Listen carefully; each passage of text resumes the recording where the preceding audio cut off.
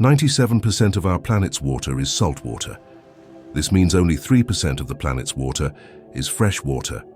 That's not a lot, and only a fraction of that is clean and retrievable enough for us humans to drink. Think of every pond and lake, every stream, river and waterfall. They all make up less than 3% of all the Earth's water. The salty oceans are vast. From our small leftover batch of fresh water, 68% of it's locked away in frozen glaciers, and 30% is underground. This leaves humans with only 0.006% of drinkable water. Think twice about letting that tap run. When water freezes, the molecules expand outwards, creating little pockets of air, increasing the overall volume by around 9%. Much like a bodybuilder puffing their chest out. If you've ever experienced a burst water pipe in winter, you'll know what we mean. You can measure exactly how much more volume has been added by placing the ice cubes into liquid water. Every piece of ice cube you can see above the waterline is the exact amount of air within the ice cube. Cool. As wet and slippery as it is, water is somewhat sticky. Not sticky like your maple syrup, don't worry. This sticky surface tension we're referring to is what's known as water cohesion. Cohesion is what keeps water molecules together, like they're holding hands. When enough of these tiny water molecules in the atmosphere get close enough to grab hold of each other, they form droplets heavy enough to fall to the ground, which we all know as rain.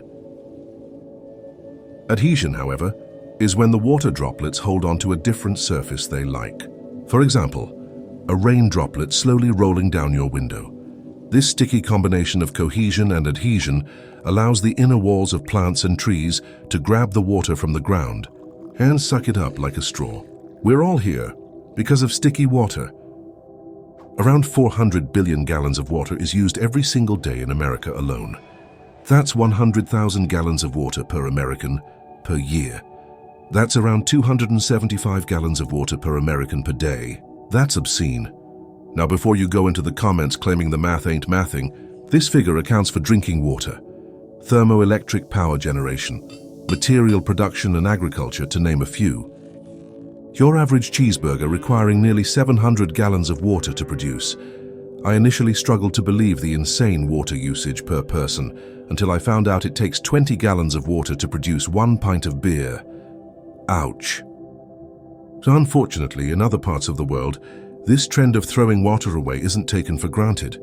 85% of the human population live in the driest parts of the planet. Why, you ask? That's probably for another video. Within these dry areas, around 200 million working hours are consumed every day by women walking to collect water for their families. Millions of women and children walking miles every day to simply quench the thirst of their families for that day. The common theme here is waste. Humans love to waste what little water we have, along with every other consumable. About 15% of piped water is lost due to leaks in the system before it even reaches your sink. When it does finally reach you, 5.7 billion gallons of it's used every single day to simply flush the toilet. And that's just you.